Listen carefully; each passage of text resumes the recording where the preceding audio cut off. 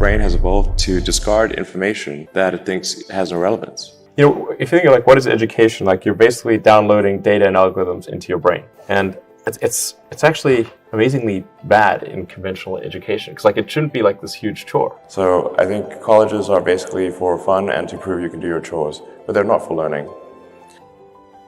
You're self-taught? Yeah. Well, self-taught, yes, meaning I don't have an aerospace degree. So how did you go about acquiring the knowledge? Well, I read a lot of books, talked to a lot of people, and have a great team.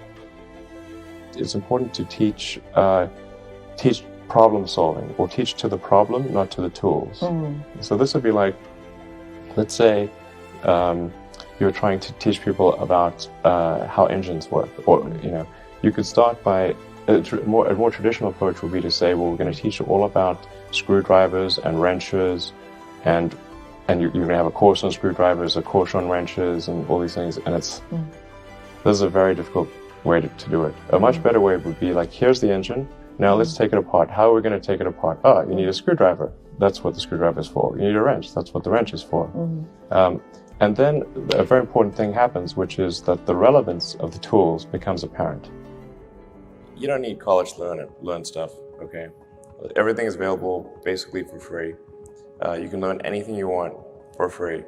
It is not a question of learning. There is a value that colleges have, which is like, seeing whether can somebody work hard at something, including a bunch of sort of annoying homework assignments, and still do their homework assignments, and kind of soldier through and get it done.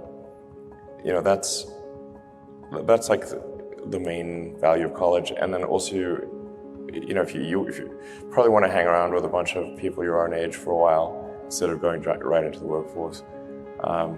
So I think colleges are basically for fun and to prove you can do your chores, but they're not for learning. Generally, you want education to be like as close to a video game as possible, like a good video game. Like, you do not need to tell your kid to play video games. They will play video games on autopilot all day. So if you can make it interactive and engaging, then you can make education far more compelling and far easier to do. So you really want to disconnect the whole grade level thing from the subjects. Allow people to progress at the fastest pace that they can or are interested in each subject. It seems like a really obvious thing. I think like most teaching today is a lot like vaudeville, where and as a result, it's just not that compelling. It's like somebody standing up there and lecturing to you, and they've done the same lecture several years in a row. They're not necessarily all that engaged or in doing it. If you think of like what is education, like you're basically downloading data and algorithms into your brain, and it's actually amazingly bad in conventional education because like it shouldn't be like this huge chore. Like the more you can gamify the process of learning, the better. Like for my kids, I do not have to encourage them to play video games. Okay, I have to like pry them from their hands, like crack. Yes. It's like drop that crack needle. In fact, I think a lot of things people learn there's no point in learning them because they never use them in the future. Well, you have to say like people I think don't stand back and say, well, why are we teaching people these things? And we should tell them probably why we're teaching these things. Because a lot of kids are just in school kind of puzzled as to why they're there. And I think if you can explain the why of things, then that makes a huge difference to people's motivation. Then they understand purpose. So I think that's pretty important, and just make it entertaining.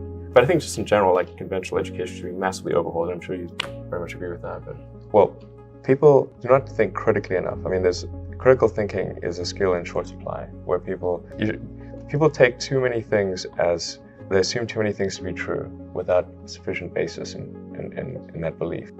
So it's very important that people closely analyze what is supposed to be true and try to build up. Try to say let's analyze things from first principles, not by analogy or not by convention. If you assume things are true by convention, which is actually what most people do, then it's difficult to gain insight into how things can be bettered. So, in any argument or any sort of train of thinking, You want to make sure that the underlying premises are valid and applicable, and then in reaching a conclusion, that the conclusion you're reaching is necessarily driven by the underlying premises and the interconnection between those premises. That may seem like a really simple thing to say, but most people don't do that. So it's really the foundation of rational thought.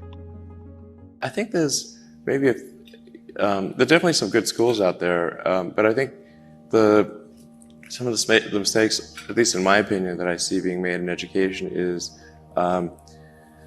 that the teachers do not explain why kids are being taught a subject. Just sort of get dumped into math and like, well, why are you learning math? What's the point of this? It seems like for some people, like maybe it's like, I don't know why I'm being asked to do these strange problems. But the why of things is extremely important, because our brain has evolved to discard information that it thinks has no relevance. So then, if on the one hand you're being asked to memorize or learn, say, formulas, but you do not know why this is the case, then you have this cognitive dissonance of, it seems irrelevant, but I'm being told to remember it, so I'll be punished. so I better remember it. But so the why of things is very important, and then being able to, and then picking kind of a problem, and then using various educational tools to solve that problem, like using math or physics or economics to solve that problem, is far more engaging than teaching the tools. University education is often unnecessary. That's not to say it's unnecessary for all people, but I think you probably learn about as much, or the vast majority of what you're going to learn there in the first 2 years, and most of it is from your classmates. Now for a lot of companies, they do want to see the completion of the degree, because they're looking for someone who's going to persevere and see it through to the end. And that's actually what's important to them. So it really depends on what somebody's goal is. If the goal is to start a company, I would say no point in finishing college. So I think that's how it should be. And it shouldn't be that you've got like these grades where people move in lockstep. And so everyone goes through, goes like normally, we'll go through English, math, science and so forth from like 5th grade to 6th grade to 7th grade, like it's an assembly line. But people are not objects on an assembly line. That's a ridiculous notion.